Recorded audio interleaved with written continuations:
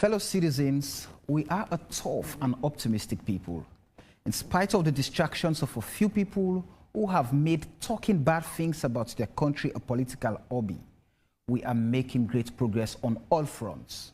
Let us focus on staying together to continue building a more resilient and progressive nation. That was President Julius Maada Bio's Independence Day speech. Many have described that as taking a swipe on the opposition. The speech sounded for many like a campaign message. One critic said, throughout his address, President Bio repeatedly told the people of Sierra Leone that he has done in 4 years what no other government has ever achieved. We're headed to the 2023 presidential and general elections. Tonight, we'll take a look at whether or not the speech resonates with the current trend of events in the country and if it heals the political polarization.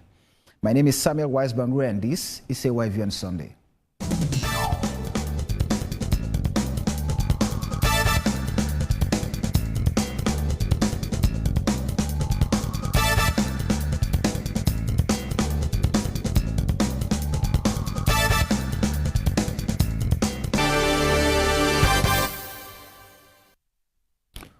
Welcome to AYV on Sunday here on AYV Television on Channel 33 on Radio FM 101.7. Tonight, I have a star-studded panel to help me unpack the topic for the next 2 hours. I have a civil society activist, Solomon Sundu. I also have Alhaji Marcos Bangura, a good governance advocate. Also have a strategic communicator in the Office of the Ministry of Information and Communications, Imran Silla, and we shall also be joined by a member of the opposition APC party to help us. But before getting their precursory remarks on the topic, so you watching, listening and following us on different social media handles, especially on Facebook, you can join us. Share your thoughts, drop your questions. We'll find time to go through some of them. Time will never permit us to go through all of your messages, but definitely we would go through some of them. Like I mentioned earlier, I have with me in the studio Alhaji Marcos Bangura. Marcos, good evening and welcome to AYV on Sunday. Good evening. Thank you for having me. I have Solomon Sundu. Solomon, good evening and welcome. Good evening. Thanks for having me. All right. I have Imran Silla. Imran, good evening and welcome to. Thanks for the opportunity. Good evening. All right. Now, let me start off with you, Marcos. I'm sure you've listened to the president's speech, or you have read even the statement shared.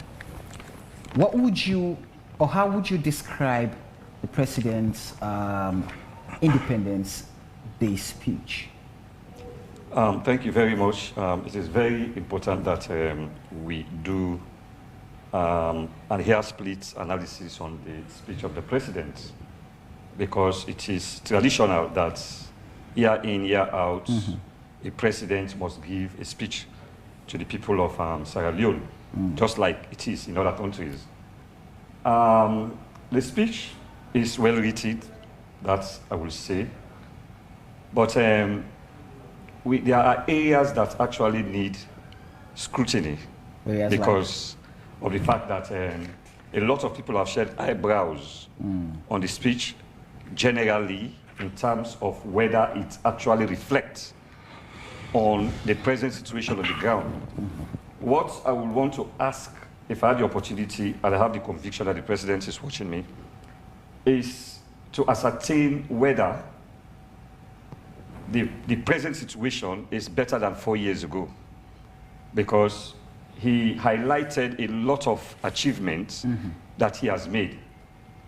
It is more of self-praise to me, self-praise rather than a focus on the country as a whole. And also, the president spoke about activities such as the COVID-19, the present situation in Iraq, the present situation in between Ukraine and Russia, right. Using that as an excuse for the present difficulties that the country is facing. And of course, the president stated that he has doubly redoubled his effort, if you like, to ensure that he ameliorates the hardship. He highlighted a lot of strategies used to do so.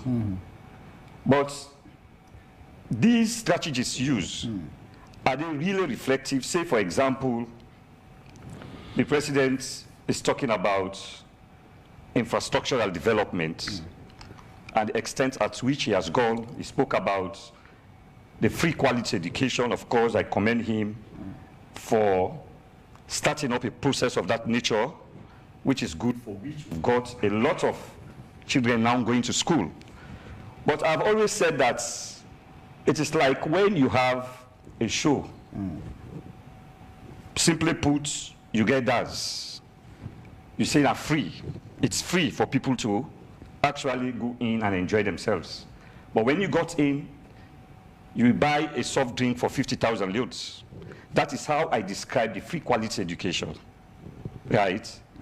The president, of course, take a lot of credit for that. He also took credit for the infrastructural development in terms of the construction of bridges, construction of roads, the construction of health centers, hospitals, and much more. But what is important is the reflection of these things in our minds. Say, for example, where the president said he has cushioned, the hardship. And he gave instances to certain countries like the US, the UK. I don't know whether the president, first of all, gave a thought about the GDP of those countries, comparing them to Sierra Leone. Because if you say that it's because of the difficulties, and those difficulties have affected us, yes, it is true, except one is blind to actually accept that. But the fact is, he said he has put measures in place. The question now is the quick action economic recovery. You mentioned the social safety. Yes, all these things. But it's about whether these things reflected. Because when you put these things in place, you make comparison to other countries. You also have to look at the GDP. You have to look at the inflation of the country. You have to look at our currency is presently devalued. So when you talk about reflection, does that mean the fact that the president and his ministers, for example, and other government officials have always talked about direct cash transfer to the most vulnerable groups, especially through NACSA, which the president spoke about here, the social safety programs. Of course, the quick action economic recovery program. He also talked about, we witnessed or we saw where huge amount of money, about 500 billion, was given to the private sector or business just to ensure that we have essential commodities in the market. Yes, that is what the president said. We have to look at policies. I consider these things to be policies rather than then being put into action. You can have a policy, you can have a program, you understand? Let's say, for example, no one will say that the president has not put into effect safety nets, you understand? But I will not agree with the president that because of this safety net, it has ameliorated, right, the situation in the country, and that, in fact, it has enabled the markets for commodities. In essence, would that not have cushioned? Because, say, for example, you have 500 loans, now, and you never had that, but you have 500 loans now. Does that not in any way cushion the effect? Let's look at Sierra Leoneans. We are talking about 7 to 8 million Sierra Leoneans, right? You've said you've actually cushioned that. But again, how many people actually benefited from it? Vulnerable. There are a lot of vulnerable people out there. They are suffering. How many people? No one will tell me that almost every vulnerable person actually benefited from this. Right. And there are certain individuals that are not even vulnerable that might have benefited from it. But what is important is we are talking about independence. You look at the structure, right. of the speech itself does not reflect the normal independent speech that is expected the president to give, but rather people consider it to be a kind of a campaign strategy. I have seen it as a situation wherein the president is trying to explain his manifesto for 2023. You understand? So it is about reflection. Except where one is blind, if you go down the streets, even the commoner, the children, you understand? Even people that are insane, because we've seen a situation now where insane people are now taken to court and all that. So there is all possibility that even the insane people can testify that these things have not been reflective. That's why I brought up the issue of policy. A government can initiate a policy. And I want to categorically say and unequivocally that the government is very good at communication. And the government has gone to the extent of communicating. So in essence, are you saying the things highlighted in the speech are not in practice? I consider them to be not merely fictitious, but I see them as a platitude of rhetorics. Okay, stay with me, Marcos. Let me quickly welcome Minkailu from the All People's Congress. Minkailu, good evening and welcome to AYVN Sunday. Good evening, Samuel. Thanks for welcoming me. Delighted to be here as always. All right. Solomon, how would you describe the President's Independence Day speech? You've listened to Marcos's submission and talking about the realities of cause and all that. So in essence, the President's speech was just a facade. Thank you once more, Samuel. I think for me, I would say all independence speech for every nation around the world is to reflect from where we are from and where we are now. So as the President did on that day, he said a lot of things. For me, I would like us to go back where really Sierra Leone was and where we are now in this 61st year celebration. When once Tony Blair, a politician, said when he visited Sierra Leone celebrating the Golden Jubilee 50 years, he said 50 years, you know, I've wasted, so to speak. A country that was in dark was, you know, giving back the lights as people needed. Tony Blair said it, you know, when celebrating. That was under the days of President Nkrumah. So he highlighted so many things that from that stage, I think Sierra Leone is moving on. And nobody or no president can reverse us again, in his word.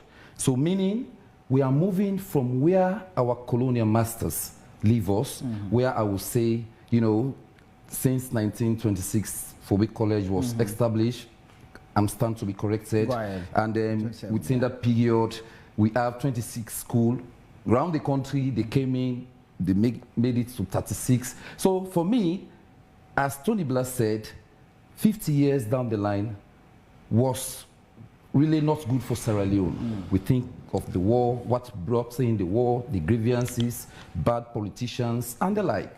So from that point, I will say 3 successive governments have put structures in place. I will start from Pakaba, where it came to build. Just before we go into the details in terms of the tasks that have been laid for development, okay, let me allow you. Yes, I'm but building just the quickly, structures. because I don't want us to just Pakaba build up the structure for, you understand, institutions to strive, right? Which is democratic good governance. We came again, we saw where Ernest Bai Koroma strive on that path, you understand? He did his own part. Then now President Bio, all what he said, as for me, I asked the question, 61 years down the line, we are still battling for electricity, we are battling for pipe bomb water, we are battling for, for staple food, for our staple food, right? So for me, I see it that all the politicians, for me, they are failures. So what I would suggest, in my own view, right? He said within 4 years, he has done more than any other governance. So you can really understand that most of our governance, past and present, they are just giving us what they want. So what us, the citizens, will now think of is to think big. Why can't we do or bring out what we call national agenda? The things mentioned in the speech by President Bio, are these things you've seen? Are you seeing them every day? Because he mentioned a couple of, there are a lot of things the President mentioned in that speech that, they speak to addressing the socio-economic challenges Sierra Leone faces as a nation right now. So do you see those measures? Have you seen those measures being implemented and those measures being reflected in the ordinary Sierra Leoneans? For me, it's 2 things. You said if I saw the, policies you've been or following program, you've I've been been following. developments. Exactly. So for me, like the cash transfer, I was part of that process where I saw, you understand, where governments was giving money to people who were in that kind of situation, like the tourism sector. You understand, we are monitoring that. Most of the physically challenged people, we don't call them, how do you call them, disabled or whatever. We saw where monies were transferred. And even some traders, those who were having this business from 200,000, petty traders, so to speak, right? We saw where each of them, in fact, that project was monitored by one of our colleagues.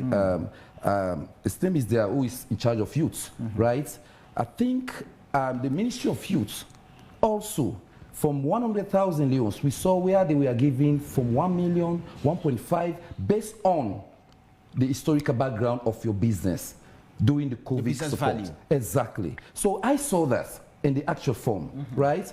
The question again you asked, if that is reflectable on the people, well, you cannot say they give it to everybody around the country, but I saw it, you understand, and had it not been, as you asked my colleague, you understand, had it not been that intervention, where will I put Sierra Leone at this moment? You understand? Let us be frank here. They said they will come in to cushion the economic burden. That was President Bio campaign's message, right? He said if citizens want to keep the ground running, they should vote President Bio. You understand? And we all know exactly from that background, you understand, where Sierra Leone was. That it took the country from, austerity, so to speak, you understand? So what we were expecting him is for him to come and really see those loopholes that he said he will stop. He stopped them and monitor the process. And so here, More so you're saying the trajectory he painted in the speech is the reality. That is what I'm saying. You understand? Most of them are reality, but some it's like what I would say, instead of us reflecting back, you understand, most of these things he did. But I will put the blame on the communicators. Thank God today we have one of them here. You understand? If they were not coming out to explain to the public, these are X, Y, and Z, this administration has done, you understand? It's now the president is using it as an independent speech. So for me, I put the blame on the communicators. All right. It's interesting. Marcus is heavy praises on I'm putting blame on them. Exactly. It's quite an interesting conversation. But quickly, before bringing in Imran is a defender. So, he needs to get all the shots. Mikhailo, let me get, what do you make of President Bio? Just as a way of giving a precautionary remark on it before getting into the details of the statement. Yeah, Samuel, allow me to comment by greeting my fellow Muslim brothers and sisters by saying Assalamu alaikum wa rahmatullahi wa barakatuh. Today we've completed the holy month of Ramadan, and I think we pray that God Almighty will grant us the blessings of this month and that our desires will be granted as well. Coming to the independent speech of the president, I was relaxing watching the speech and laughing aloud. For me, it is the worst speech ever delivered by a sitting president. Why is that? Independence. The commencement of the speech itself does not send any semblance of an independent speech. I was expecting the president, like the other president before him, his predecessors. We have people that are actually not aware of what independence is all about. The new generation, some are witnessing the celebration of independence, approaching their adult age for the first time. I was expecting the president to have given a reflection as to where we are coming from as a country before ever telling us some of his achievements. But I tell you, most of the things the president stated in that speech, with all due respect to him, are facade. There are things that are not reflected on the ground. These are mere pretenses. It is the worst independence speech ever delivered by a president. It started by making a comparative analysis, comparing Sierra Leone to the United States, the UK, and some other countries. In fact, comparative politics does not make room for that, because these are developed countries, and Sierra Leone is a developing country. But towards the end of that analysis, he also brought in Ghana, Nigeria, and some other countries. Sierra Leone can be actually compared at that level. He made a lot of other analysis regarding the economy, the way they are pushing the burden on the suffering masses. All of that is not reflective on the ground. So it bothers me a lot. He quoted some of the policy statements they made in the New Direction Manifesto regarding education. But I think he just wants us to briefly discuss it before coming to the nitty-gritties. Right. Because we are coming to discuss a whole lot.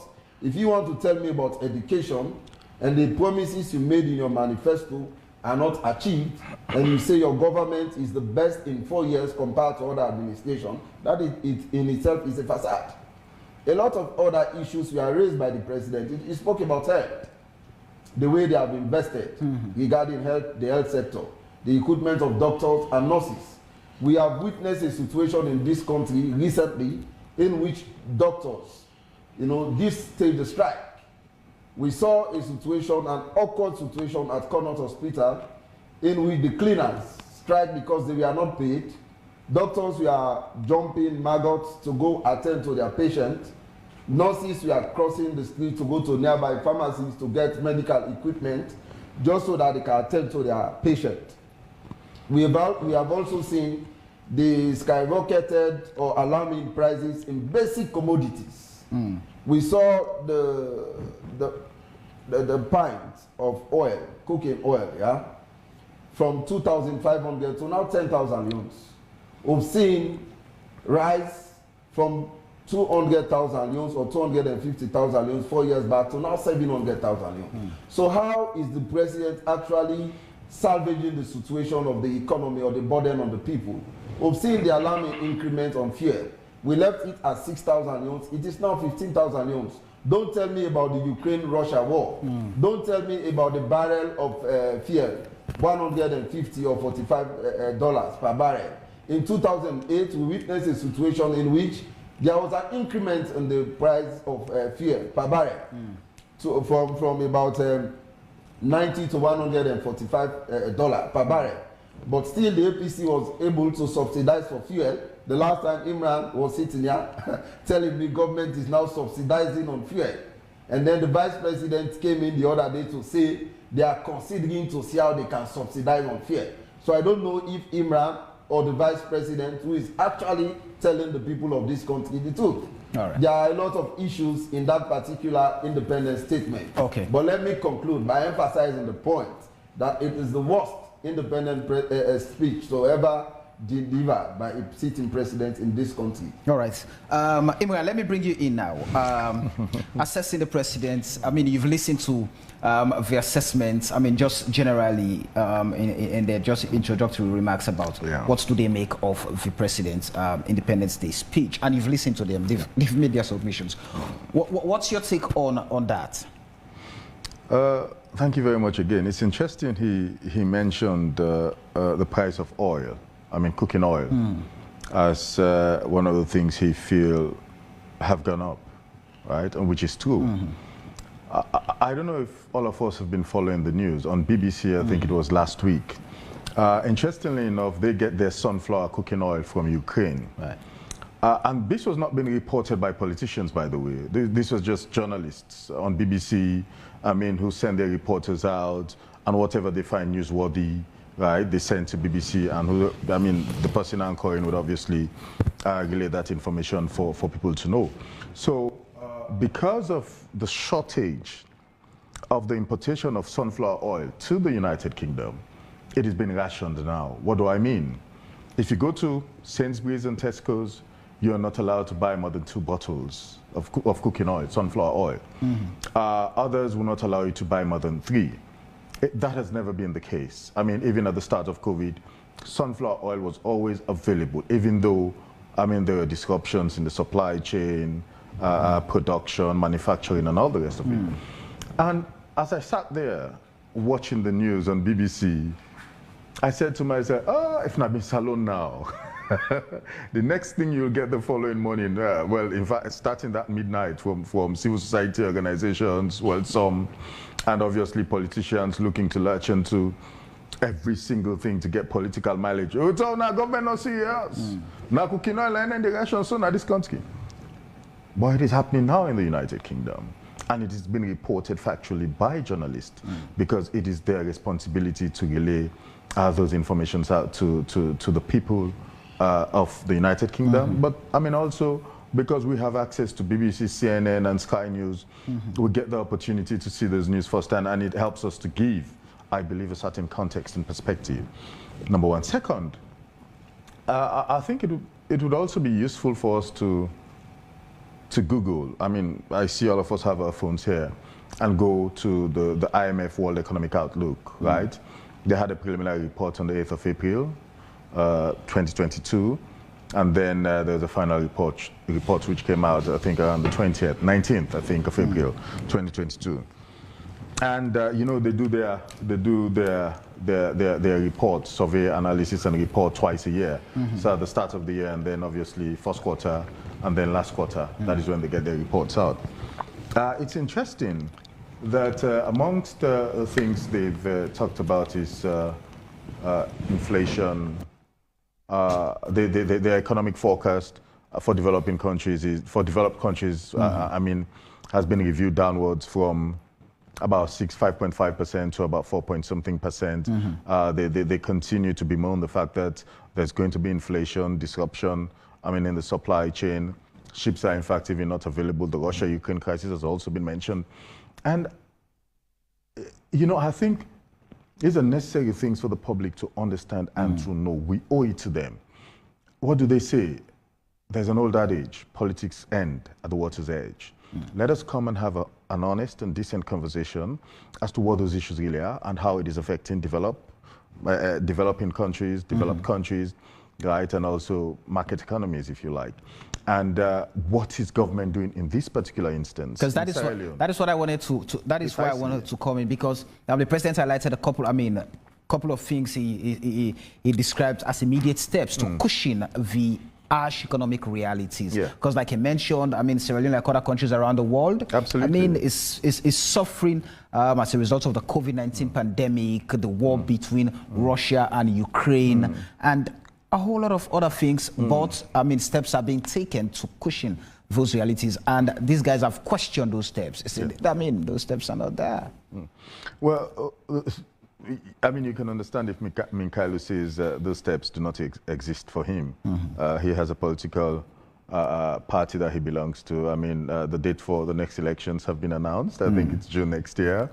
And it's how you navigate your way, right, in getting the people to believe that you are an alternative to the current government, even though it was only 4 years ago that they were voted out of office.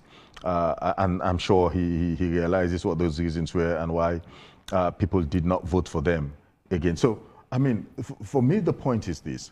When we talk as a government and we talk about free quality education and the fact that 38%, there is a 38% increase, right, across the country, right, with regards to access to education, but then also those who move from primary to secondary school. I mean, that is a fact. It cannot be disputed. When we say we are paying for 2.5, 2.6 million school-going kids across the country, that is fact. When we say, I mean, it's 22% of our budget that goes towards education, that is factual. When we say on energy, we have moved from about 13% to about 33% in terms of access to energy across the country, and that includes about 80 mini-grid projects, I mean, solar projects, in rural parts of this country. That also includes the electrification of about 6 districts, right, in Kabbalah, Falaba district, right, in Kambia, in Moyamba, in Pujaw, and in Kalau.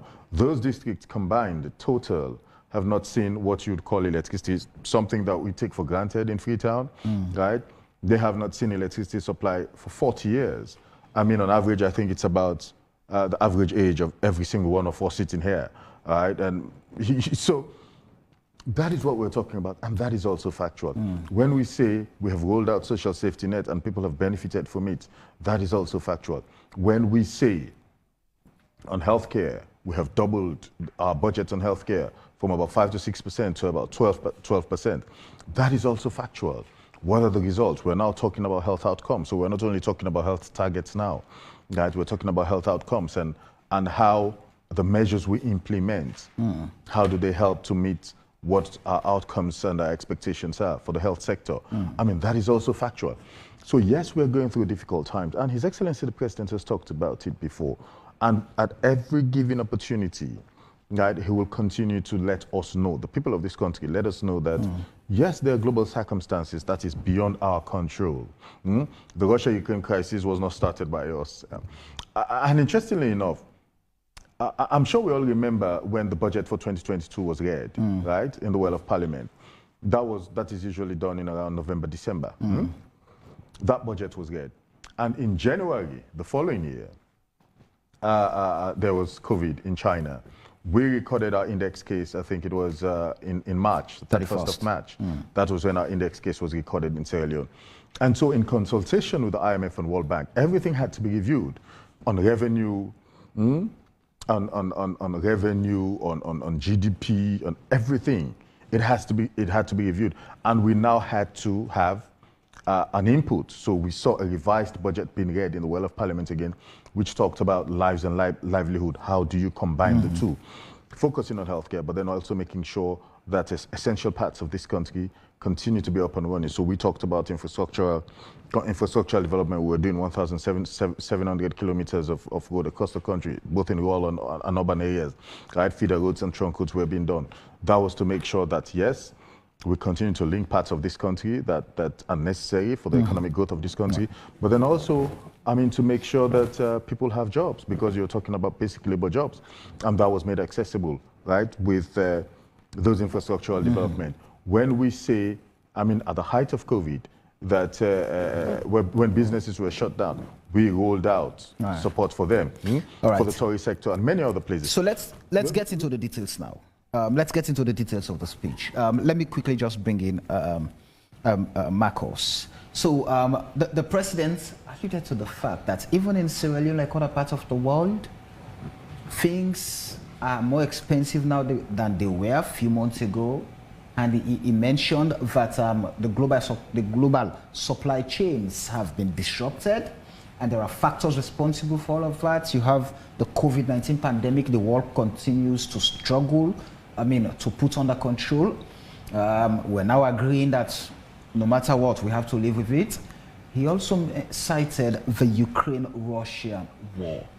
And especially this war, we're seeing other countries coming out with a raft of measures economically to reposition themselves to see how they could cushion the corresponding effects from the war, I mean, to their different economies.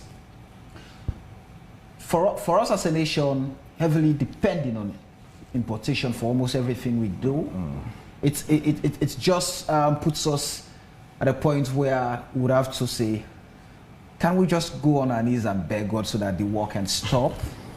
I mean, let's get the supply chains up and running, because there's not much we're doing. The president talked about economic diversification. Yeah. He mentioned tourism, agriculture, the marine, I mean, the blue economy, the marine and fisheries and all of that.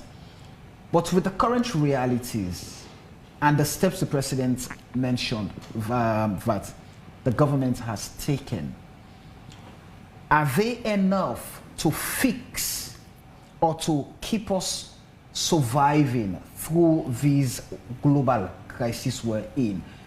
Wheat is Ukraine, Russia, oil, Ukraine, Russia, even, I mean, the global, even some countries in Europe, developed countries, depend on these countries for some of these things. Poland, Hungary, Germany. Where are we? They all depend on Russian oil. Yes, Samuel, this particular discussion is very, very important, because it is important that the minds and hearts of Sierra Leoneans are being touched with what we say here. Right. We have this whole issue of policy being made. You understand? You make a policy, right? And we need to ask, after a policy has been made, has the policy been put into effect or executed to actually reflect on the heart and minds of the common Sierra Leonean? The president's assertion, self-claims, about what he has done. Remember, he's talking about, he has not actually addressed the issue of independence, right? He rather puts his 4 years together and decide to actually inform Sierra Leoneans as to what he has done. So we need to look at it in that perspective. Compare, you know, he made comparison. What they've done in 4 years compared to from 1954. Let's say 1954. In fact, despite the fact that we had independence, exactly. But prior to that time, we had governments that were in existence. So that is where a lot of things, or I have been compelled to actually come into comparison, because basic comparative government and politics, you know, we tell you that when you make a comparison, you should make a comparison among institutions. You understand? If you talk about Africa, you talk about Africa. Of course, we are very much mindful of the fact that there is the Russo-Ukrainian war, right? We are very, very mindful of COVID-19 and its devastating effect, right? And prior to the Ukrainian war, which is about probably 2 months ago, we have faced huge lot of challenges. Now, let us endeavor to be truthful. Let us not use the Ukrainian crisis as you know, as a pointer to the crisis that we are facing. We need to come to the reality and say it, right? Now, the president has worked. No one will say the president has not been working. The president has made a lot and lot of policies, right? No one will say the president has not made policies. But for God's sake, the president has gone to the extent of saying that his government has worked assiduously to ensure that there is adequate water. He talked about potable water. He talked about 20 bouncers, you understand, that his government bought 2 years ago. And with these bouncers, water has been redistributed within. At this age and time, it's disgraceful for us to even talk about that. Let us be very real. This is independence. Water bouncers? Talk about water bouncers, you understand? We are talking about independence. We were caught in a web of colonialism, and we suffered the yoke of colonialism. In 1961, through concerted efforts, right, we are able to regain independence. And from that period to now, his comparison of his assertions is not only limited to the 4 years. He has gone beyond that to 1961. Right. You understand? And if we talk about education, I have been a teacher for a decade. You understand? And if you look at what he says, I give an example initially. Free quality education is like you have a show. You tell people that it's free. You can come and dance. But you understand? Since independence, is it not the single most ambitious program the country has ever implemented? We can have an ambitious program, right? That's why I spoke about policies. It's one of the best policies that the government has put into effect. Now, I tell you categorically that this whole issue of free education, you understand? You can see glimpse of it in Freetown. When you go to the interior, it does not exist. Even in Freetown here. People pay fees? No, you can't just limit it to the payment of fees. That's where it starts. People are not paying fees, right? We are not saying that it's a free fee. Education is not a free fee education. Right. If we say it's a free fee education, nobody can question the president. People are not paying fees. But the analysis, right, I drew, that you go inside, it's free. AYV has the show. People come in to dance, but you ask for a pint of soft drink. It's 50,000. That is what is happening in schools. You understand? The president in his manifesto, right, made promises. We need to do, we actually need to assess the statement of the president, the things that he promised to be given to the people. He spoke about having 2 shifts. To cut it to 1 shift. Have we got that? Is it in existence? It is not in existence. He spoke about infrastructures being built. You understand him? But are we really having them in these schools? Check around, except old boys come together. If you look at St. Edward's, old boys came together to put up a structure. St. Joseph's Convent is doing it as well. Other schools are doing it as well. Walk within Freetown and tell me what school has the government put up a structure. You understand? You just mentioned that the semblance of the free quality education you cannot see in the provinces. Yes. But there are new blocks being built, being constructed in the provinces for the school. And I mean, we've. Have you also seen? Yes. Have you also done justice? To certain areas you go where the pupils don't have chairs to sit on, benches to sit on. You understand? So you have to you have to weigh the two. You understand? Then you reach just equilibrium. It is not enough in the sector. It is not enough. That is what I'm trying to say. No one will say that the president has not come up with the free quality education. He has come up with the free quality education, and we've got more children attending school these days than before. You understand? Yeah. But what is important? Go down the street. You can still see children walking along the street that have not gone to school. Now, you talk about electricity. You understand? Electricity almost in the provinces, almost every area. Within Freetown here, we are suffering from electricity. You understand? And these are structures that have been put in place prior to this particular time. You understand? So, what I want the president, you understand, to say, his speech, he has done well, but again, it is my own responsibility as a civil society activist, not only that, a good governance, you understand, expert, if you like, right? To question the president in these areas, right? You talk about electricity. Now you talk about certain structures, you understand, that have been put in place. He mentioned, for example, the ACC building. He mentioned NATCOM. You understand? NATCOM building has been there for a very long period of time. In fact, people could have even gone to the NATCOM building prior to the 2018 elections. You understand? He spoke about the ACC and other health centers. You understand? Which NATCOM building? NATCOM building, yes, the president mentioned it. No, which one are you talking about? The main NATCOM building at American Embassy. They said they have completed it. You understand? Yes, they have. Huh? Yes. He has not completed it. No, it's completed. Let's say if he has, but he will not take self-claims. It is wrong. You agree with me that the government, when it came to power, there were certain things the government refused to actually accept. And the issue of continuity, we came on TV, on radio, and many areas we spoke about continuity. That's why I want to come in, because I mean, you go back to the recent article or piece written by Andrew Kiley. He is advising us to avoid the what he referred to as the inheritance theory of Narubi status, Narubi do this, Narubi things like that. So how do we now, just quickly, before bringing in Solomon, how do we get the realities as against the propagandas, the theories you talk about now, with especially from the president's speech? First of all, I want to agree with Kylie, you understand? But the circumstances of the time forced issues to be brought up, you understand? Right. Remember, right, it is the president's speech that we are looking at, right? The president's speech, he mentioned the international community, the hardship, the difficulties, the challenges that they are facing. And Sierra Leone is no exception to that, you understand? Right. But now what the president should do is to shift the gears and re-strategize, you understand? Because that is what government is all about, right? We face these things. Fear, for example. If the president said he has cushion, you understand, the difficulties, has government actually decreased or put down taxation? Look at fuel, it's the same thing. It is not only when you go to places, you give people money.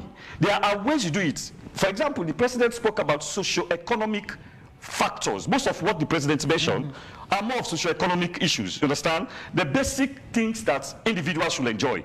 We look at the world happiest reports, you understand? Is Sierra Leone a happy nation? You understand? Sierra Leone is not a happy nation. So the president, no one will say he has not been working and these things are not real to some extent. But for him to categorically assert that these things have been put in place, when they are not there, it's a figment of imagination. They are in oblivion. They are not concrete, they are abstract. Specifically, what are the things that are not there that the president mentioned? One, the president spoke about the issue of water. It is real. Water is real. People are suffering. Go to Tende Town, you understand, along the bridge, right now they are packed there. Crowds of them are there, you understand? It's not real. The issue of electricity, the president mentioned that it's like he has done more than any other government has done, you understand? In the aspect of electricity. In the aspect of education, remember we are talking about independence. Have we gone back to the era of Momo? The things that Momo did that are still important in society, like the law school, like the paramedical, like school of hygiene, like a concrete building, you understand? A huge lot of them. Right. So these are the things that we take into consideration. Okay. He couldn't have gone to the extent of bringing these things together and say that what you have done in 4 years, no other government has done that. To me, they are rhetorics, you understand, and a litany of failures. Let me bring in Sundu. So Sundu, let's get to the details. The president talked about socio-economic issues, of course, that have been disrupted by several factors: COVID-19, the Ukraine-Russia war, global supply chains also, But he also cited a raft of measures his government has undertaken to cushion those economic crises. So do you, earlier on you mentioned these are facts, these are realities, because you've witnessed some of, the implementation exercise, especially the social safety net programs where direct cash transfers were given to the most vulnerable or hardest hit, should I put it, in society, and a host of other things. Now, coming on that aspect of the current economic hardships and steps being taken as highlighted by the president. For me, all I would say, we are reflecting on independence from 1961 to date. If our sitting president is saying that, 4 years within his own governance leadership, he has done more than any other government. So for me, it's like he's taking it from the 60s, from 61, right? Yeah. So as I said, even in the words of Tony Blair, that 50 years have gone down in drain, so to speak. So if he's saying that, all what I would say, just like what my brother mentioned, it's like he failed to give the background of independence before coming to his actual speech. Because if I were him, I would say, I would put the premise, just like I said, from 1926 to now, we have for big college, what were the schools, because for me, I've worked for NGOs. I saw where this country, we were giving scholarship from 15,000 leons, 20,000 leons to 25,000 leons. People were dropping out of schools. We saw that in this country, right? For the whole year, 75,000 leons, right? We saw where people were going out of school, primary school, 140,000 leons, secondary school. We saw where a lot of dropouts were there. And some of us, our cries were, where governments or our government can institute this free quality education. And for me, it is a stepping stone, right? Where 22% of our national budget has been put in that direction. So for me, what I would say, if the president is saying that, I've never seen that in my own, as you said, one of the panelists said, we are above 40 now. I've seen that, right? I went to school in this country, I've started reading on slates, right? So for me, I'm not going to put the blame, you understand? I'm not going to put the blame, you understand, on only this administration. All of them, the politicians, for me, I said earlier in my premise that they have failed us. If we are now talking, the president is now saying he has increased water supply within the western urban from 2% to 6%. Right. For me, we are still struggling for water, right? He has said 22%, you understand, in the rural areas. For me, we are still, we need more. That is not to say we need more of this, you understand? He is saying he has put more infrastructures. You see where I put the blame, you understand? We don't need for president. So are you saying the president is actually saying the things he has actually done, but because of the gap, it is not seen? So for example, you talked about, people in the western urban, for example, are in dire need of water supply. That's what I said. We've seen many complain of acute water shortage. Sure. But the president is saying he has increased that by 6%. But that is still literally, if you talk about water, it's like dropping. But he has done that. Exactly, he has done that. For me, like what he mentioned about 20 bouncers. Why can't we think big? That is my call. on all, whether Bio is there today or whoever comes. We have the Orogu water supply or dam here, you understand? These are policy statements. And when you use policies, implement them, right? In the area of education, let me just conclude. For me, it's not a facade. I've been around this country and I'm seeing it. I was part of the distribution of school materials. And I even took all media houses to cover that, you understand, to say, yes, this is happening.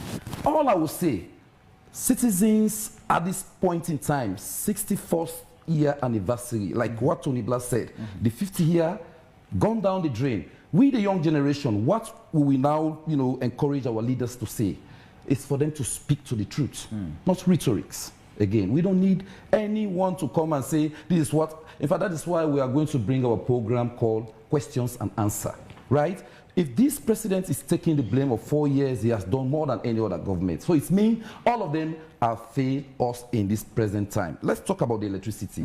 Up to this day, we are depending on car power ship. We have Bumbuna phase 1 and phase 2. That project is melts down. We have also the Bean Congo from the 60s. We have heard about those projects. Now we are still relying on the West African power pole. So what we are saying here is for us to think big, you understand? Not political parties to bring their manifestos, you understand? Like he was propelling. He said, I will come in, if you want, if citizens want to keep the ground running, voting President Bio. Like the rest was within 280,000 if you want to eat better rice at that time. Now we are getting to 450,000 leons. So for me, the economic burden on people, you understand, is visible because everything, as he mentioned, it is not within Sierra Leone, but let us not use that as yardstick. Exactly. So because we are spending $200 million on rice production. As you say that, the economic is biting everyone. Exactly. Everyone. You understand? And so the prices are skyrocketing. Exactly. And the president is saying, yes, I'm aware of that. In fact, they are more expensive now than they were a few months ago. But he's saying that he has instituted some measures to cushion that. That's the question now. Contradiction. The cushion, are there measures to cushion the effects of these prices? Because the president mentioned that, yes, he understands prices, things have gone up.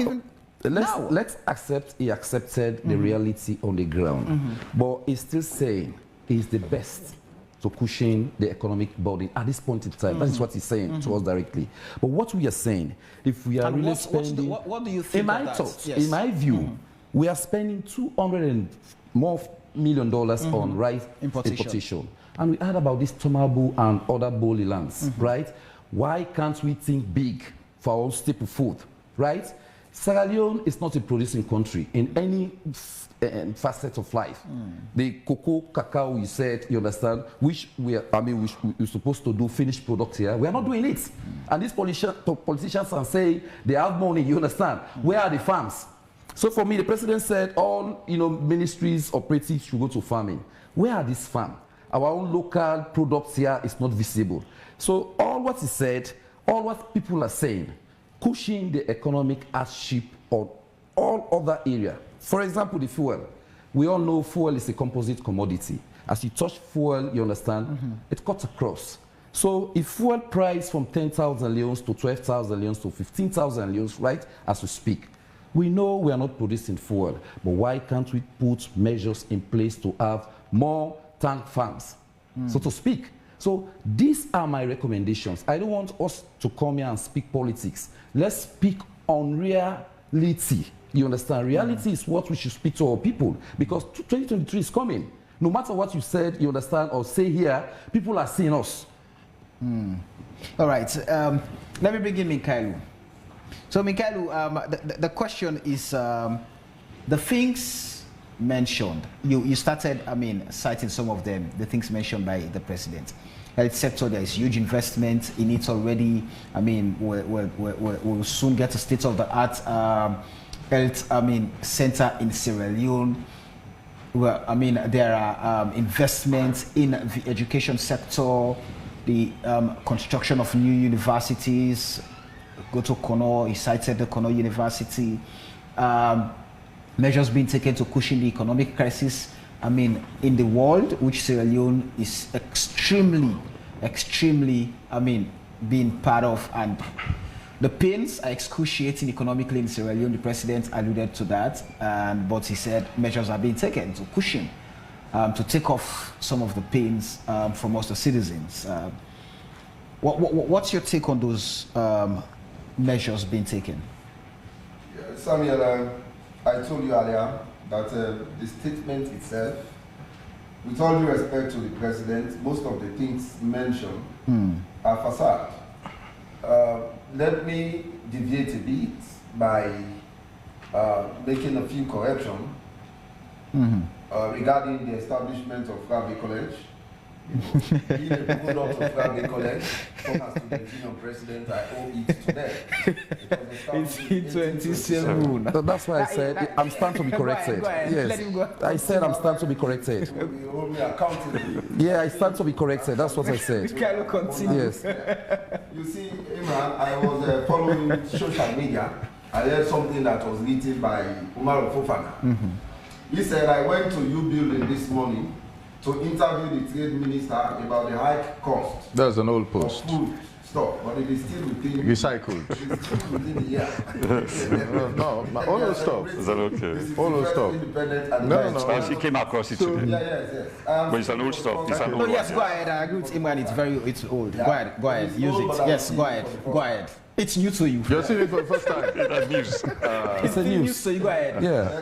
Well, Umar Fofana was actually telling us I should say at the that fast, building like that is Ramadan. hosting Now we get most chance of on the social ministries media. in this country Right. cannot even pay extra fee.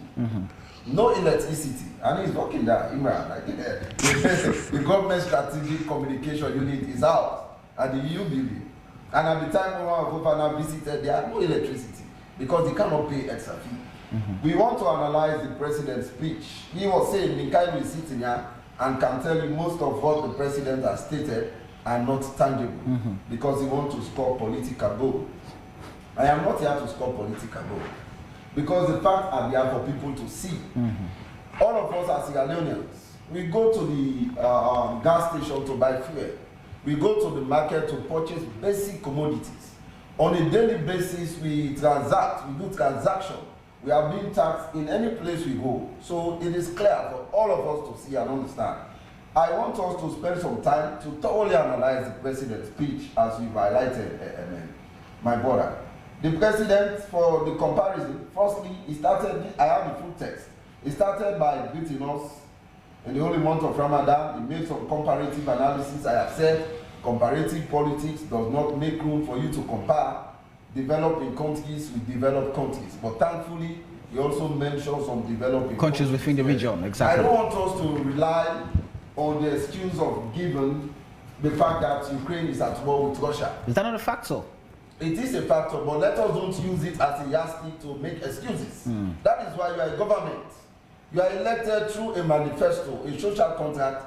Natural and man-made disasters are bound to happen at any given period. When the APC was in governance, there was Ebola. The Slpp came, we started with COVID-19. I know wars have got some contagious effects the world over. But let us don't rely on that as the excuse now not to deliver on our manifesto promise. We come and start telling the people that there is war in Ukraine and Russia, and as such, we have skyrocketing prices in basic commodities. Now, let me tell you, even before the war in Ukraine, the price of cooking oil increased from 2,500 to 6,000. It is now 10,000 euros. Before the war in Ukraine, the price of fuel increased from what used to be 6,000 euros to about 8,000 and later 10,000 before the war. Let us understand that before the war, we had those increments. So we must not rely on the war in Ukraine to give these excuses. Yeah, the government, the president spoke extensively on his role in education. They are priding themselves in education. Yeah, that they are promoting free quality education. But the free quality education is very challenging. It is a laudable venture for any government. It is not easy to manage free quality education, even if you limit it to primary school and junior and senior secondary school. It is still not easy to manage. That is a very ambitious project. But I tell you, this government cannot even handle it adequately as they claim. Since the reopening of school for this academic year, first term as per second term, we are now in third term. Schools are to reopen anytime soon because there is a strike. I am coming to that. They are yet to supply school register. In all of the schools, I have stated this countlessly. Just a few days ago, I was listening to some of the teachers in Bo. They said, how can you expect people not to chop money that is given to them as subsidies if you can give subsidies for third term, for first term, in second term, and for second term, in third term? What do you expect the head teachers to do? Then it's just to chop the money. There are a lot of challenges. The last time my brother is telling me they went to schools to supply learning materials. But I tell you, JJ Bangam, who is the coordinator for the free quality school education in Kenema or the East, he made a video. He visited some schools. These are ghost schools. Pupils were not there. He televised the schools and he asked the question, why is it that pupils are not in school? They said they have gone to join the Bondo Society. He asked, what about the male students? Nobody was there to tell JJ Bangam the correct source of what is happening. So these are very challenging issues that this government is actually pretending about. How can you run schools without supplying chalks in some schools? You call it free quality education. You say you are actually taking the burden from the parents of paying an equivalent sum of $500, which is slightly above 5 million loans. And I tell you, that is also not true. If that is what this government is budgeting per kid, per annum, it is also very wrong. I don't think parents are actually spending that exorbitant sum. Are some of these challenges not caused by us, the citizens, who perhaps are not taking their civic responsibilities seriously? For example, you just mentioned Vanguard going to visiting a school where pupils were, where all these the structures were ghosted, and who is to be responsible? Is it not us, the Sierra Leoneans, the parents, those who should actually? If you should send your girl child to school, you send that girl child. How can the parents be held responsible when, in fact, the school may not be existing in practice? It is just that. It's a facade. They are just extorting money from the country to say this school is existing. Government pays subsidies to those schools that are not existing. Yeah, and pupils are not in the school. So how can you blame the parents? Because the parents cannot have their kids not going in school and not actually finding out to know if they are going in school or not. So I cannot put the blame on the parents. Yeah, these are ghost schools. There are certain schools in the provinces, in certain rural areas, that are actually not being utilized. You cannot budget for those. It is the highest form of corruption. And this government has also said they are fighting corruption. It is there in the president's speech. I tell you, logbooks in some schools are not being supplied. So this strict quality education is seriously being challenged. It's a laudable and ambitious project. Anyone may want to commend any government for venturing to do that. But even as that, governments have also not catered for a lot of other children that have been transformed into breadwinners. When you go to the streets of Freetown and some other urban towns or cities, you can see, school-going children or that are the age of going to school, moving along with their physically challenged parents, begging around. Government should have put mechanisms in place to see how they can get all of those kids out of streets. Because if you say paying fees was a challenge, now we are going to pay fees and also provide basic learning materials and also embark on the school feeding project. Government will have also the responsibility to ensure those kids are catered for. When we came, we are almost running a similar project. That is the school feeding project. We increased the budgetary allocation to education from 3.7% to 15%. And as Baikoma did that, we did remarkably well in the education sector. This government came and started bashing all what the APC did, and they never did commend the APC for the great job that we actually did for the people of this country. We came out and challenged them strongly, and today they cannot even manage their flagship program, which is the free quality education.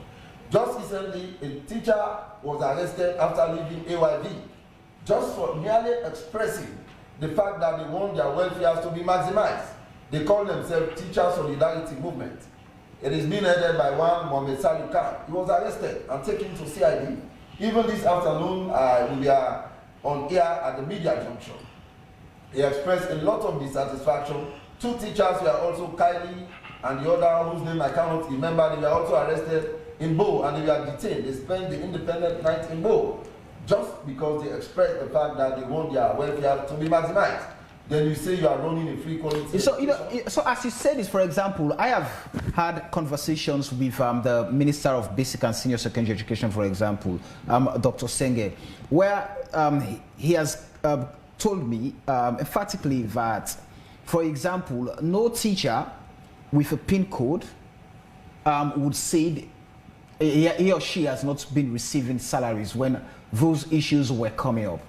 And he has also mentioned that the increase in teachers' recruitment has helped greatly to ensure and enhance quality in the sector. Yes, he agreed there are challenges here and there, but those challenges can always be surmounted as they continue, with the implementation of the exercise. So these are challenges they are aware of, should I say.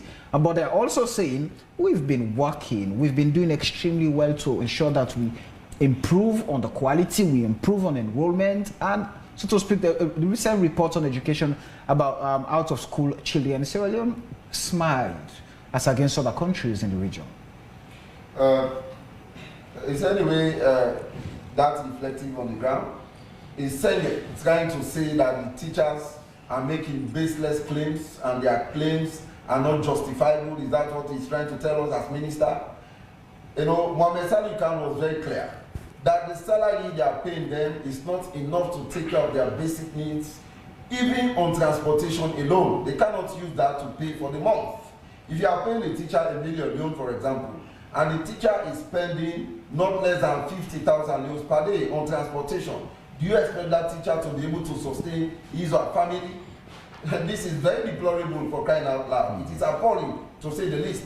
They even made a comparison to those other grade 7, because if you put teachers on grade 7, you have other civil servants who are on grade 7, and they're having 45 liters, for example, per week, as fuel allowance. They're having 45 liters equivalent sum as fuel allowance, and teachers are not having that, and they are all in grade 7. That is also very challenging. So they were saying, now what we want you to do, calculate the same fuel allowance you give to other civil servants and give to us as teachers, and see how best you can harmonize our salaries, just so that we can be on the same scale. We have teachers who are far more intelligent than some other people, with all due respect to them, in the civil service.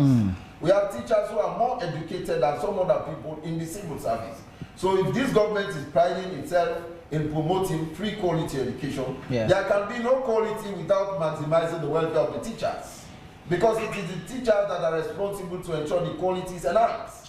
So if I were President Bio, I was going to pay keen attention to promoting the welfare of teachers.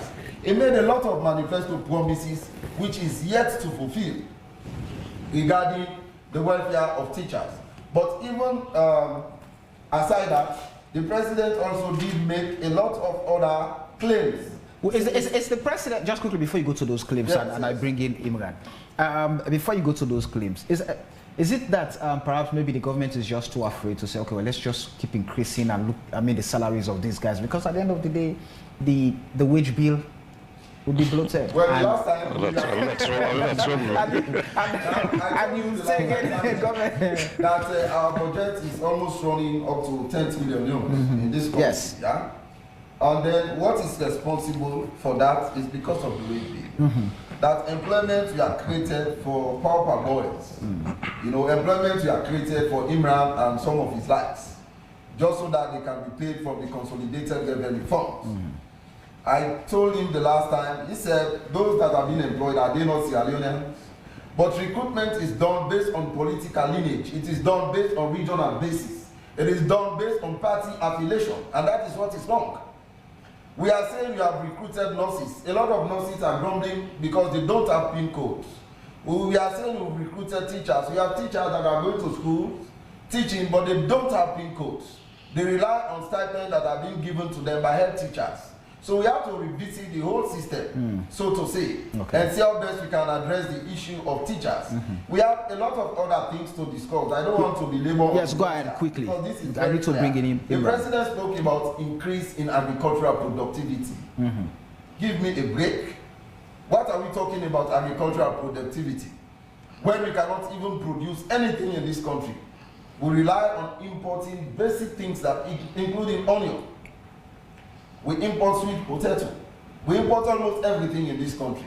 What is the output? If we are talking about increase in agricultural productivity, we are not seeing anything. And if you want to buy even basic banana, they will tell you if you want to have 5 very, nice quality, banana, nice one. Yes, you have to give like 10,000. 20,000. That's when the rich guys buy.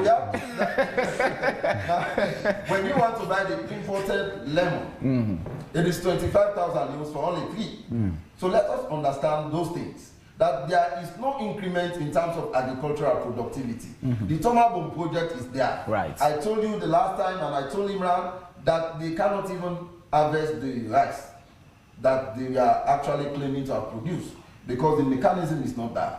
The president, the chief minister, the minister of information, former chief minister, well, I am not saying the current one, they were all boasting of having farms. Right. What is the return? We are not seeing it. Tell me where can I go to get the rice that is being produced by those ministers? The swagger minister, now minister of foreign affairs. Well, that's how he calls himself. He said, "Of course, you have to have swag. You cannot be the face of a country without swag." I mean, I love that about him. Professor Francis, I mean, we've covered stories of him actually harvesting rice and so. The call of President's bill on every political appointee to go into the farm and ensure that they are part of the production chain. Is that not working? We're seeing many of them going every weekend. They will tell you that they're in the provinces to do their job. 4 years down the line, we will not see the returns. Right. That is very clear for all Sierra Leoneans to see. 4 years down the line, the president and his team are yet to produce rice for Sierra Leoneans to purchase and consume. In fact, the other day the president was in the farm. I think it was okra from Cuba. Yeah. He was saying if people want to be engaged, they need to go and work. But the enabling environment is not being created. We have many people who are agriculturists who are graduated from Jala University and elsewhere places that may wish to be in the provinces to work and earn decent salaries if the enabling environment is created. What is the environment you're talking about? Build more factories, attract workers to go there, have quarters for them to reside, pay them handsomely, invest in the private Talking about sector. state farms? Yeah. Okay. You can even invest in the private sector, give incentive for people to come in and invest. Government alone cannot employ everybody. Government the world over, I will actually be very fair to the SLPP government, cannot employ everybody. But when we create the enabling environment like what the APC did, when we came, we revamped the economy, created the enabling environment, we ensured that the private sector was actually thriving. Mining companies were there. My brothers from Kenima and Kailan were coming to Lonsar and elsewhere places to work. All right. Let me bring in Imran. Now, before Imran comes in, quickly in a minute. The president said we have built more roads and bridges, including rural roads and bridges, major international highways to Liberia, a highway to Moyamba, right. the Maban Bridge, and the Magbele Bridge. We are all working on the new highways in Konok and Kailan district. Right. I want to make it abundantly clear to President Bio that he has failed this country. How? That the SLPP government is the most unserious government to ever exist in this country. In what sense? In many senses. One, if the president is claiming to have built more roads in 4 years than any other government, he cannot even complete the Peninsula Road that we left. We stopped at number 2 river, close to number 2 river. Till date, they cannot complete the Peninsula Road. Take this bypass road, Model Junction, going to Upgong. They are yet to complete that. Instead, they are just dismantling Wilkins Road, reconstructing it. I don't know what they want to actually build at Wilkins Road. All right. Since they came 4 years down the line, they have just been rotating around Wilkins Road without making any significant impact at all. Okay. I was thinking President Bio was coming to build a flyover at Congo Cross. when I see them dismantling the roundabout there, the structure, same for Lovely. Right. I was thinking he was coming to. I see Iman. You have a lot. So, Iman has a lot to. Let me come. No, 30 seconds, please. Iman has in to come. In 2016, we started those projects. They were actually at an accelerating rate when the APC was voted out. He said we did not do well. That was why we were voted out. I want to tell him abundantly clear that today people are crying for the APC to come. Okay. If elections are to be conducted, I don't want President Bill to take credit for the Maban and Mabere Bridge. Okay. Those are not his handwork. Let's bring in Imran. Imran, let me bring you in. You have a lot of things to respond to here.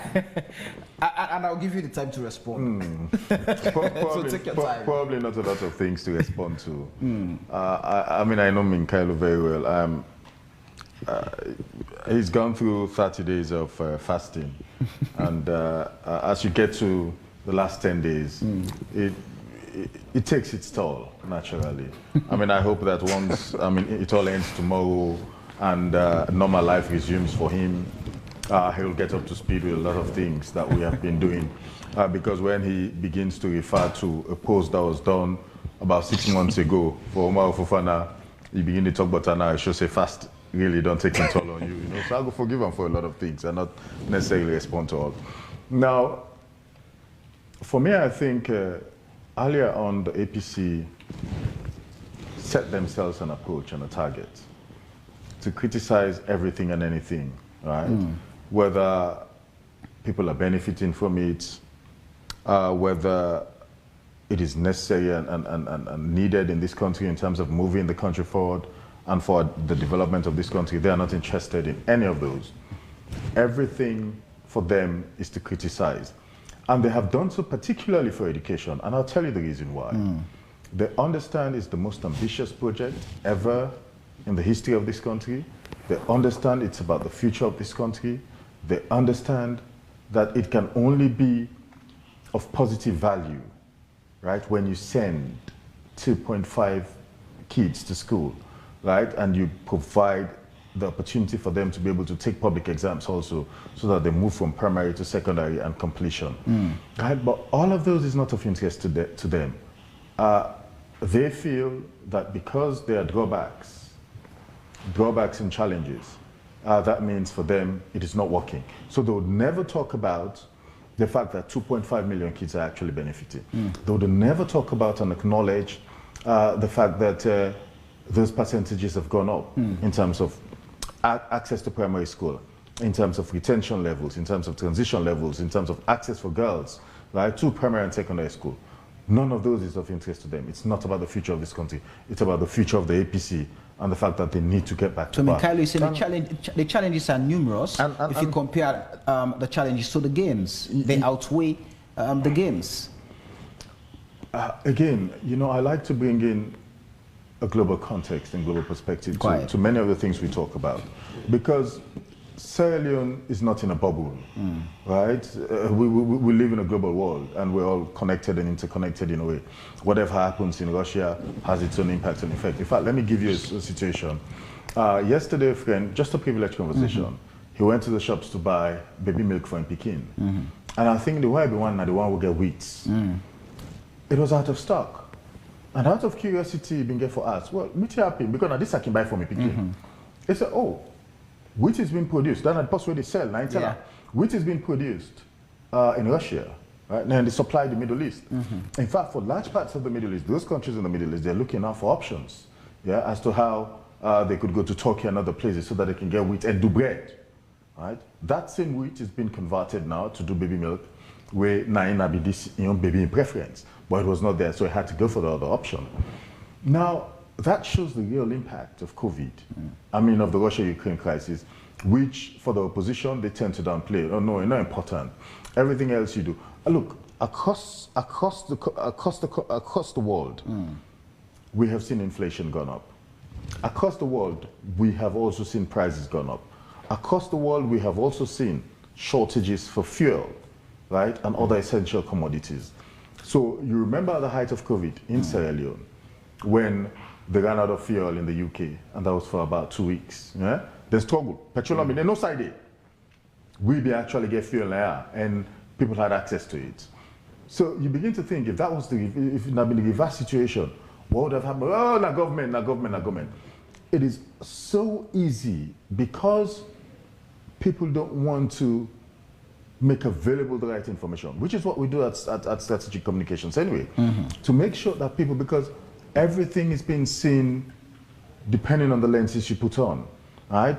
It's about politics, and people like to play politics with every single thing. And I don't think that is useful at all. Now look, on electricity supply, like I have said, we have moved, in 2018, it was 13%. We are now at 31%. And that means a lot of people, a lot of communities are actually benefiting now from electricity, right?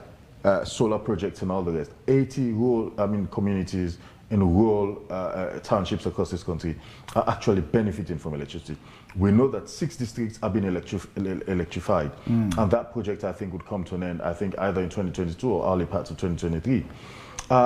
We also know that roadworks are being done. Interestingly enough, I'm not saying at the fast, Minkailu, I will forgive you also, but through the Ministry of Works, we have identified those projects, right, infrastructural projects that will be completed, roadworks that will be completed in 2022. I'll make that available to you at some point, hopefully where you don't settle down after this fast, the next 2-3 days. You don't get up to speed with a lot of things. You know, as to those projects that will be completed in 2022. Now, all of those are deliberate and calculated efforts by His Excellency the President, to make sure that yes, we have our challenges. Yes, the global effects, right, of COVID and now the Russia-Ukraine crisis. Interestingly enough, in China, you know, say most of the businesses from, private people are hoping to go buy goods. They used to go to China before. Since COVID, I don't know if you have noticed, there is now a transition now from China to Turkey. A lot of people now, they tell you, they go Turkey and back, right? Because Turkey is a bit more safe. In China now, as we speak, they have been on lockdown for how long? Because of the emergence of COVID. Now, most of the goods that they come up from, people enjoy easily, then they can together, put money together, and they're in China, they say they go buy goods for car. They can't go to China anymore. It's a difficult place to get to. So they've now shifted attention to Turkey to get the goods, to come. Now, let's just underline all of what has been said, because for me, I want to be factual. I want to be honest. His Excellency the President has said it several times that, look, we are challenged by global circumstances and global situations. And that has a real effect and lasting effects on the economies of both developed, middle income, and developing countries. But this is what the IMF said in their own outlook. And it is important, I think, for Leagidam and let the public understand this. It says, higher inflation to linger. The chaos gripping global supply chains has been instrumental in propping up inflation globally, particularly in developed economies such as the United States and Germany. We know that in the US, inflation is up by about 7.4%. In the UK, inflation has gone up. In Germany, inflation has gone up. And the perfect example as to what I think the next elections are going to look like would be the French situation. Emmanuel Macron campaigned on what he has done for his people in France. Marine Le Pen wanted to bring up bread and butter issues, and the economy and how everything had gone bad because of bad leadership by Emmanuel Macron and all the rest of it. He kept his focus and kept steady to let the people of France know, right, it had nothing to do with him and he was doing his best.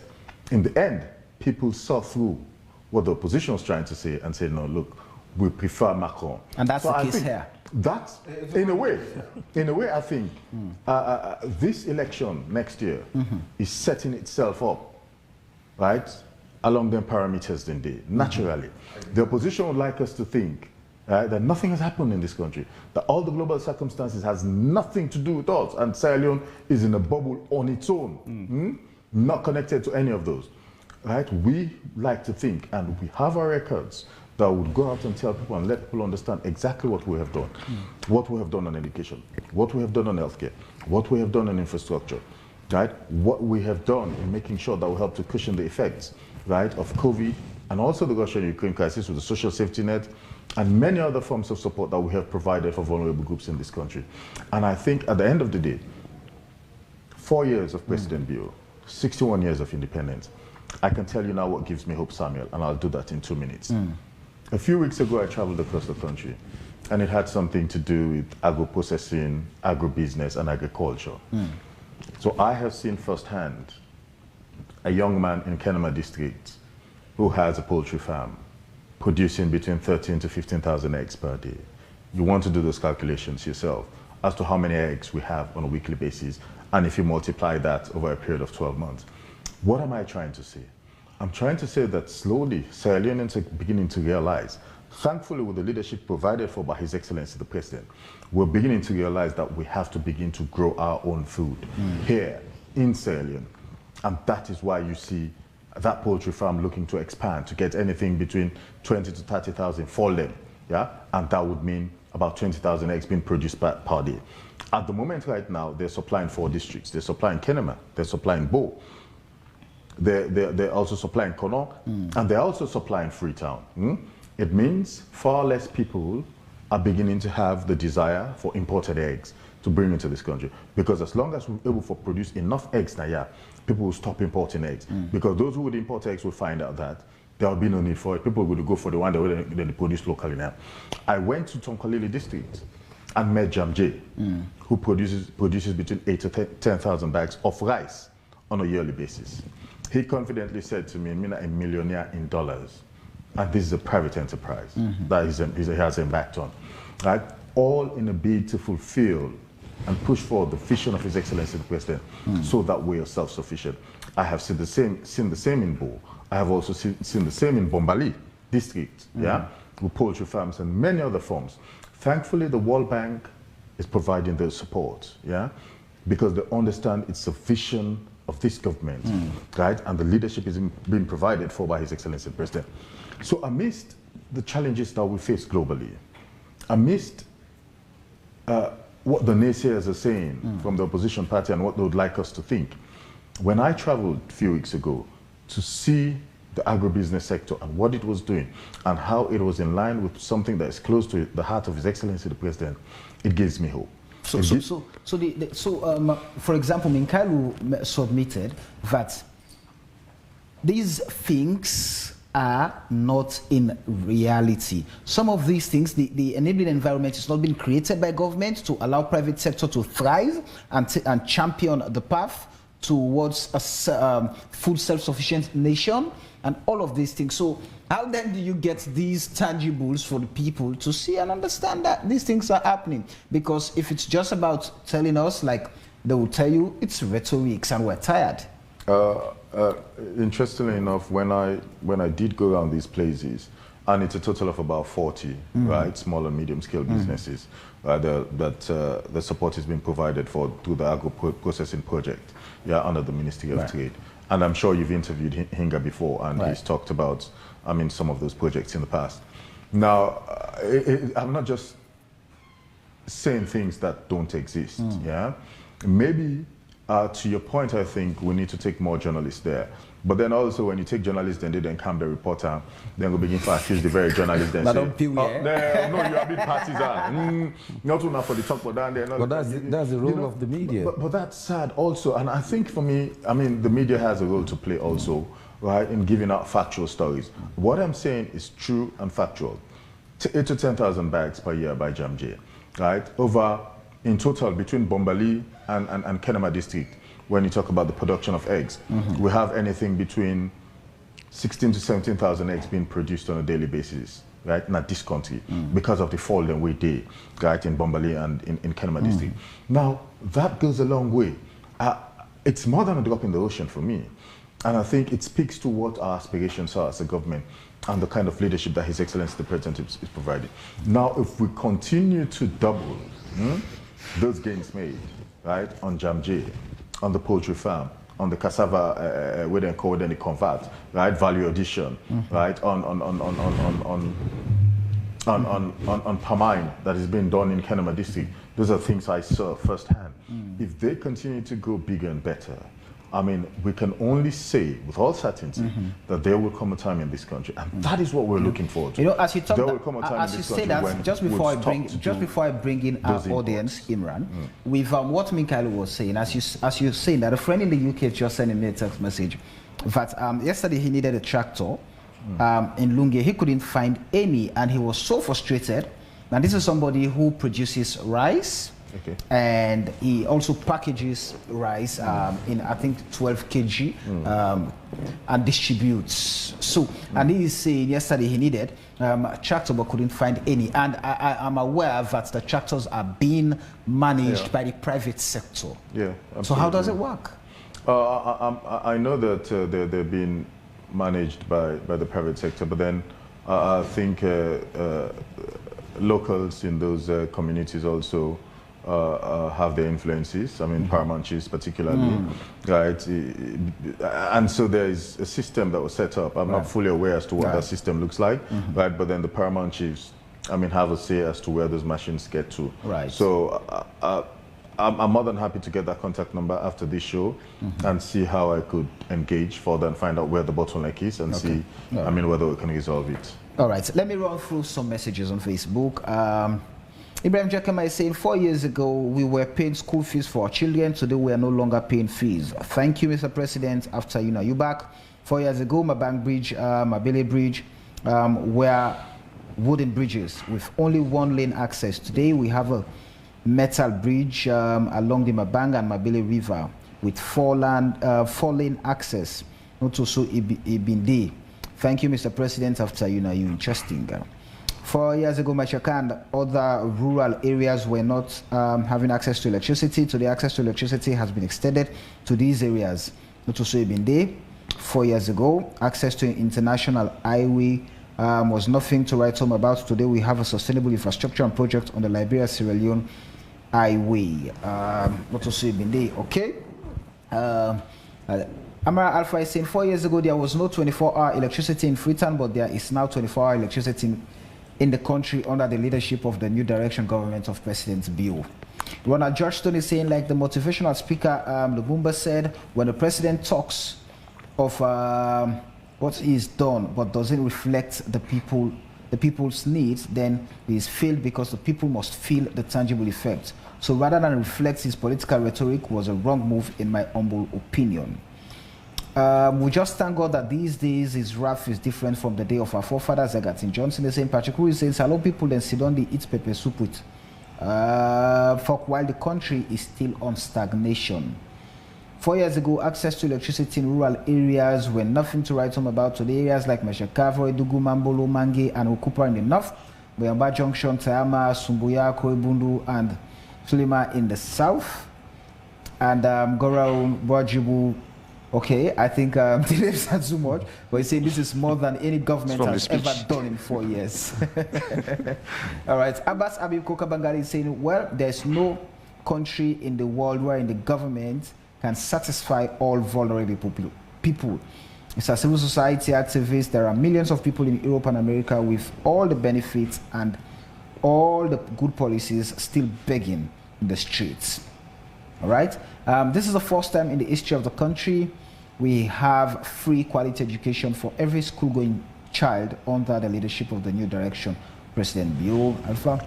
Like Mumba said, when leaders speak of their achievements which haven't resonated with his electorate, he is filled because achievement must be felt by the people as they will be the ones who appreciate the tangible gains. However, it doesn't seem to reflect the people's desires promised 4 years ago, Ronald.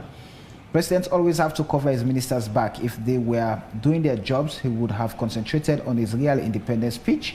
Patrick Rui is saying, why should we be reflecting on independence? I am glad that the president reflects on his government's achievements since he came to power. It is up to the Sierra Leonean to debunk his claims if they are incorrect. We don't need to reflect on Sierra Leone's independence. Our country is still remote. It's been remote controlled by the West.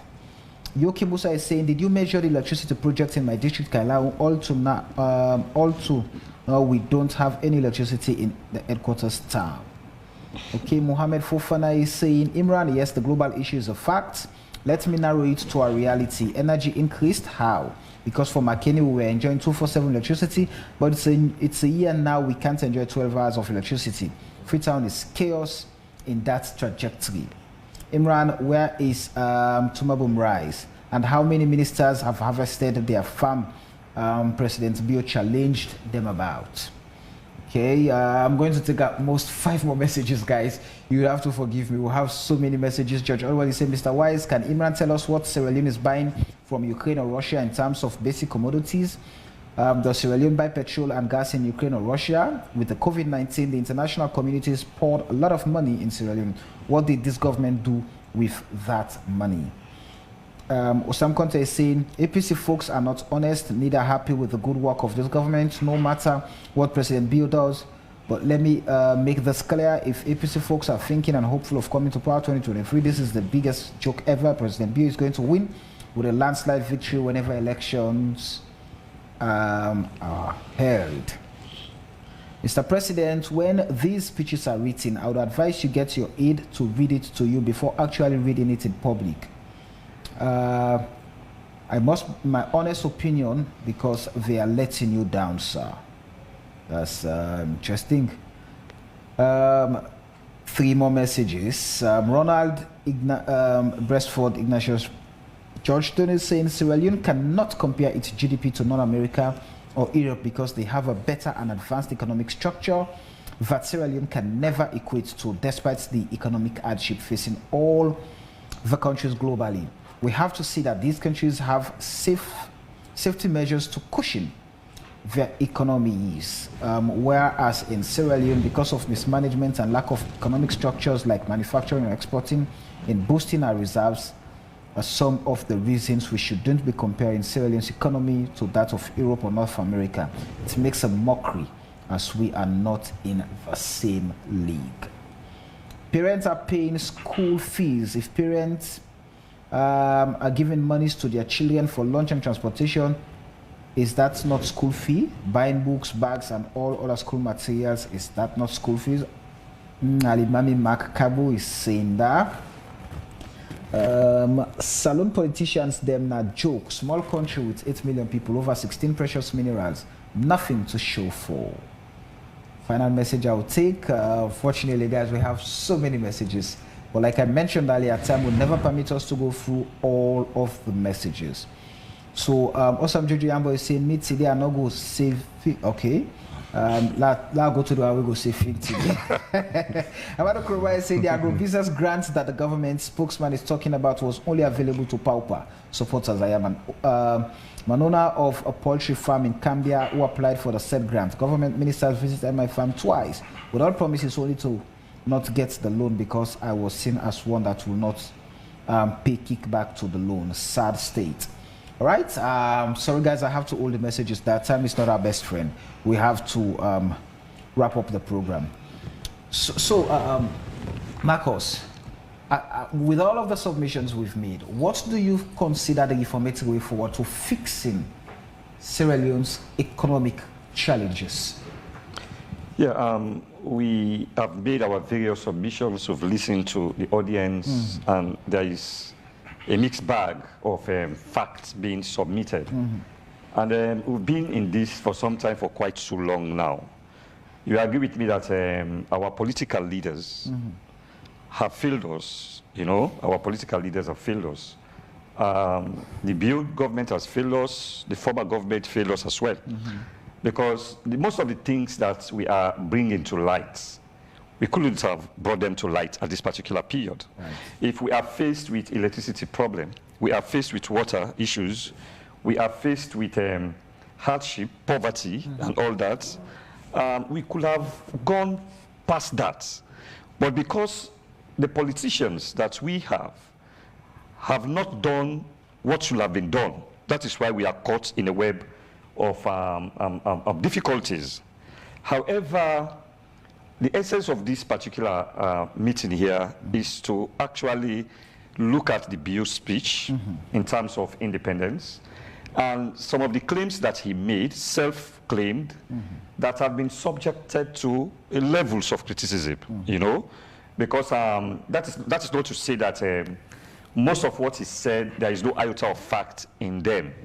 I am very much concerned about policies to be implemented. You know, that's why I mentioned earlier that the government has a very, very good communication team.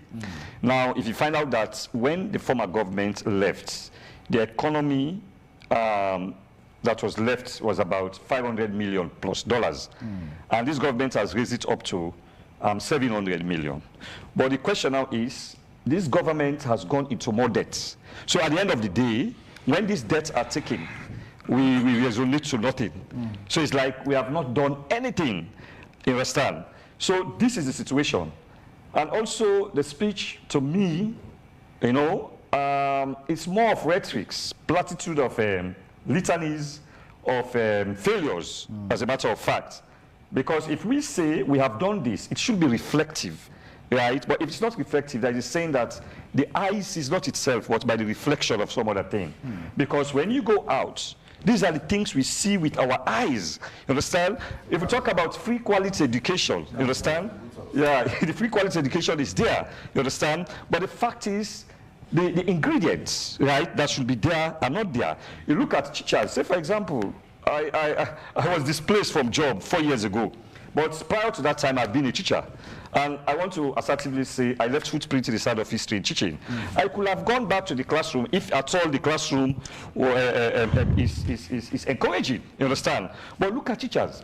What is wrong for a teacher to claim or for a teacher to come and ask questions that I want my salary to be increased? And that teacher is being arrested, you understand, and detained. We can't forge ahead, you know, in terms of education, if we turn blind eyes on the aspect of actually increasing, you understand, the salary of teachers. Until we do that, then this country will progress. And another thing about the free quality education, quickly, right? Now it is good. Now for primary, secondary, there is free quality education. After secondary school, there is no free quality education. So it's like we are grooming people just to get secondary education. And after secondary education, it will be very difficult. So let's find ways and means to actually shift gears and re-strategize so that at least we can progress rather than retrogress. Solomon, what's the way forward? I think my brother have said some of the things I want to say. In the actual sense, let us think big for Sierra Leone. Both the two bigger parties, Slpp and APC, right? Because they are now in governance. The opposition is part of the governance structure, right? I would say all what we are saying here is for us to better the life of the citizens. Now, the president has said he has done, you know, so much in the area. He even mentioned roads, bridges, and the like. For us, governance is continuity. That is the exact word. Governance is continuity. So if things that are not good, when you come in, you understand, you put them aside, you continue with the ones that are good for the nation. All I will say, let our politicians stop using, you know, political tools in institutions, because that is what is affecting us. If the president talk of, you know, agriculture, you and I know that, you know, that's a promise all, you know, operative of governance should enter into agriculture. And the Texas alluded to all what I said here. For me, the politicians, their word is, you know, to better themselves and not us. My brother also alluded to me that they are failures. And that is fact. 1961 up to this day, Sierra Leone is still battling with, you know, educational system. For me, the project itself is laudable. Why can't we bring all of us, our resources together? That is to say, if you are there in your constituents as a politician, make sure you go down to one of the schools and see exactly what is happening there. Because these are the challenges, right? My brother here will tell you that we have met in so many schools. These schools are selling books out of, you know, the normal curriculum, schooling exercise. My brothers also said, I was part of distributing all of these materials to district councils, right? He also mentions about the beggars. These are the laws. It's a legal person, you understand? If governments have said from this time to this time, you understand, people should be in school. Why can't we use the city council or those authorities that are concerned? That is something we would have to discuss, because even during the launch of the free quality education, the president mentioned when every infrastructure is in place, then the Education Act will be fully implemented. But the infrastructure is in place now, so that's the point we are urging them now. We are urging them for them to do more. Let me quickly, Michael, like Solomon said, you are an integral part or component of the governance structure of the land. Yeah, of course. So what's the way forward? Yeah, the way forward is very clear. The SLPP presented to us the New Direction People's Manifesto. This is the New Direction People's Manifesto, but they are filled woefully. They came back and told us they have achieved everything in this manifesto, and in fact they are giving us bonuses now. President Bill himself stated that. Keke Toma was all over the place saying they have achieved 85%, where he contradicted his boss, the president. Yeah? But I want to make it abundantly clear to the SLPP that they have failed. There is nothing they can write home about. Yes, the free quality education is an ambitious project, a laudable one. Every Sierra Leonean will accommodate, appreciate, and support it. Because the free quality education is not just for children that are considered to be SLPP children, it is for Sierra Leonean children. You know, any patriotic citizen may want to support that. But before concluding on that aspect, I want to hang on the lips of my brother that in William Shakespeare's Julius Caesar, you know, Brutus, Cassius said to Brutus that Brutus, he said, "Can you see yourself?" Brutus replied, "I cannot see myself, but only by the reflection of a mirror." Then Cassius said, "I am your mirror." So we are the mirror for the SLPP. Imran cannot see himself. The SLPP cannot see themselves because they are in governance now. It is the opposition that is charged with the responsibility to critiquing government. Right. Civil society are also there to put government on their toes.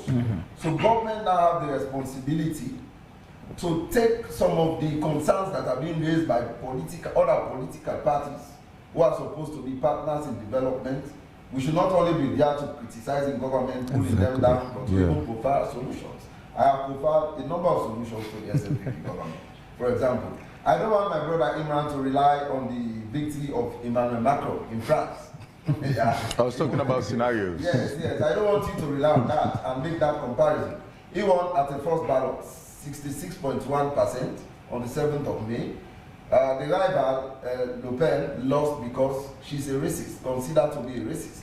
Yeah, I want Imran to also know that a certain president and his political party will fully be shown the exit door because they are considered tribalists in this country.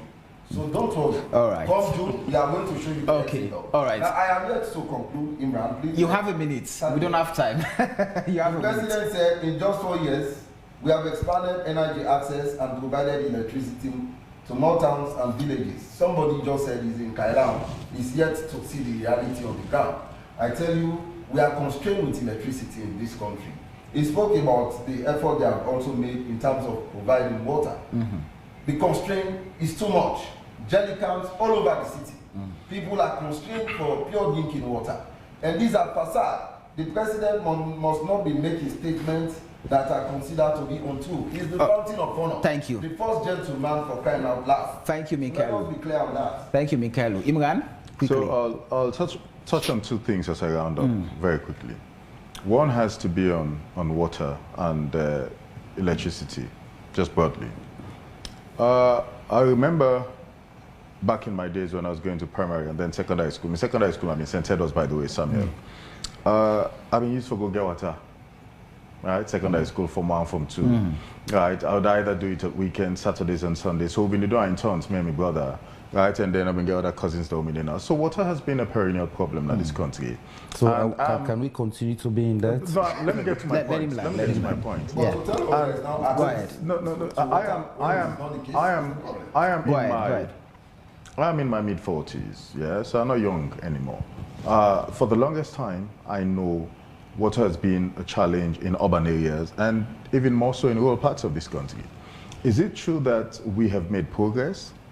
Is it also true that one of the things we're looking forward to, and I think all of us should celebrate as Sierra Leoneans, is the MCC Compact when it comes in, because it talks about binding constraints to national development, right? And that is why we continue to do the needful to make sure we tick those boxes for us as a government, yeah, for the future of this country, right, for the development that we seek. We continue to tick those boxes to make sure that eventually we'll get a compact that talks about those binding constraints. I think it's electricity and water. Those are the two things that are being looked at. And we would have the necessary investment, because those are capital-intensive exercise to take this country from where it is today to the next level. So there are several ways of doing it. And I think this government, this president has shown the sincerity, the commitment, the diligence, and the leadership to make sure that we meet international benchmarks and that all the benefits that it attracts as a result, we get and move this country to the next level. The second thing I'd like to talk about very quickly has to do with debts. We talk about the debt and now we say don't go up under this government. Samuel, I love data and statistics. You know, so I always left something before I go. In 1996, when there was debt relief in this country, Sierra Leone's debt was about 1.7 billion US dollars. The debt relief took care of about 1.2 billion dollars. We were left with about 500. Of the 500, if you split it into 213 have become commercial lenders them across the world.